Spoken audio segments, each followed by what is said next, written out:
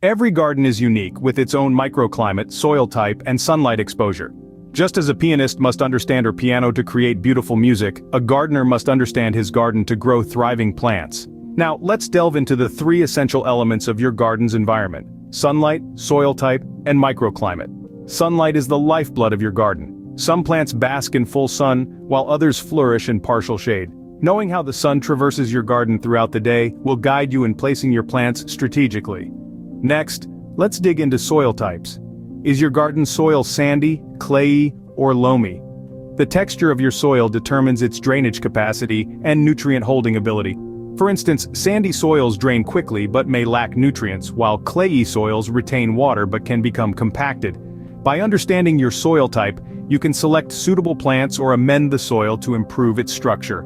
Lastly, let's explore the concept of microclimate.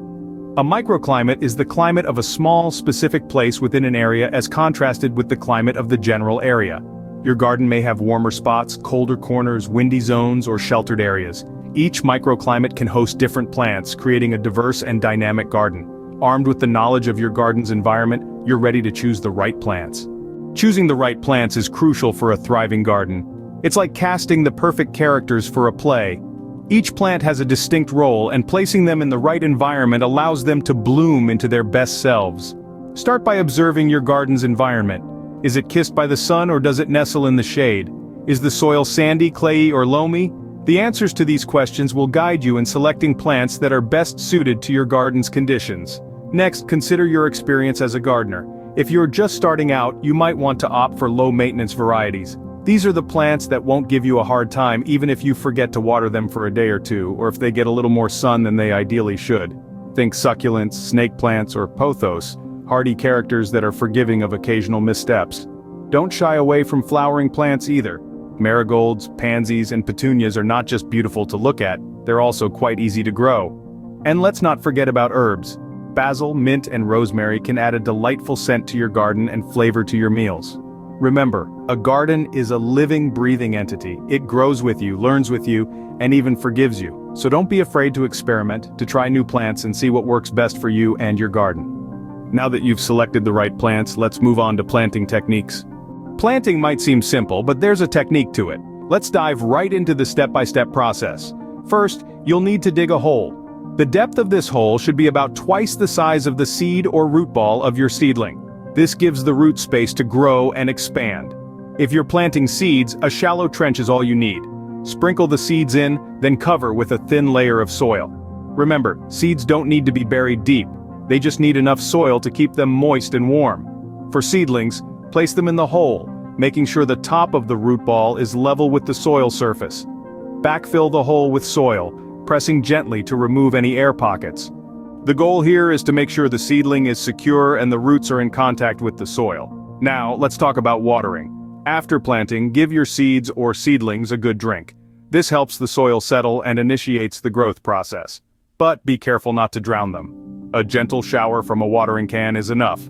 Lastly, don't forget about fertilization. A slow-release fertilizer can provide your plants with the nutrients they need to thrive.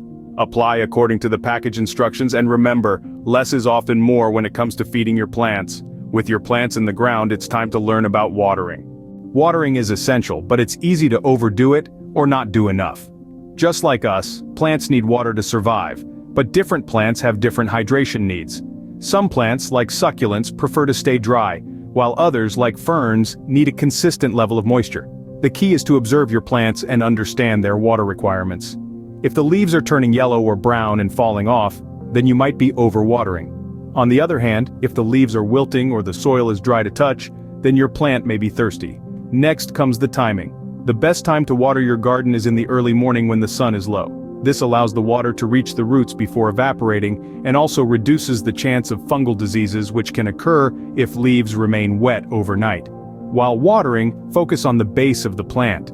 Wetting the leaves can lead to the growth of mold and other diseases. And remember, it's better to water deeply and less frequently than to give a little water all the time. This encourages the roots to grow deeper into the soil, making the plant more resilient. When it comes to watering tools, opt for a watering can or a hose with a shower nozzle for smaller gardens. For larger gardens, consider installing a drip irrigation system. It waters plants slowly and directly at the roots, reducing water waste. Remember, watering is an art. Now let's talk about pruning and maintenance. Regular pruning and maintenance can make or break your garden's aesthetics. It's not just about keeping your garden looking neat and tidy, it's also vital for the health and well-being of your plants.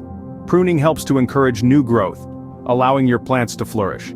It also helps to prevent disease by removing dead or dying branches that could potentially harbor harmful bacteria or pests. Now, when it comes to pruning, it's important to have the right tools for the job.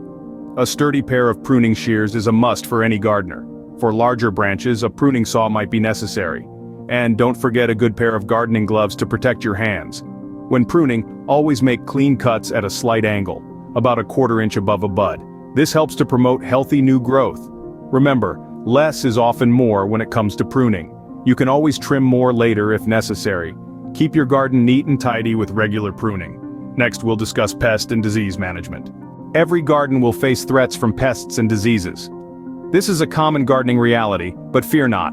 With the right knowledge and strategies, you can keep your green oasis healthy and thriving. First, identification is key. Understand your enemy.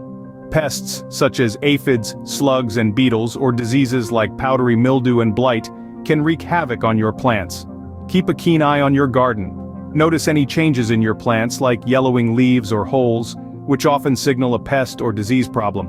Prevention is the next step. Encourage beneficial insects like ladybugs and spiders that feast on harmful pests. Rotate your crops and clean up fallen leaves to disrupt disease cycles. But what if pests and diseases still strike? Don't despair. Eco-friendly options are available. Insecticidal soaps, neem oil, or homemade garlic and chili sprays can deter pests. For diseases, consider organic fungicides or baking soda sprays. Stay vigilant against pests and diseases. Finally, let's enjoy the fruits of your labor.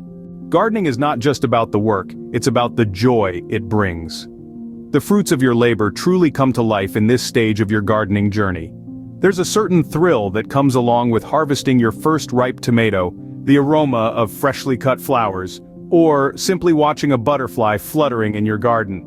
Each success, big or small, is a celebration of your dedication and hard work.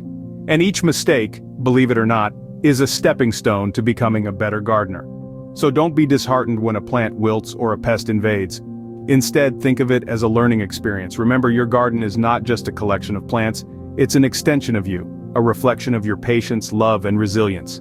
So, bask in the beauty of your garden, relish the fruits of your labor, and remember to enjoy the journey as much as the destination. Enjoy your garden, learn from your mistakes, and celebrate your successes.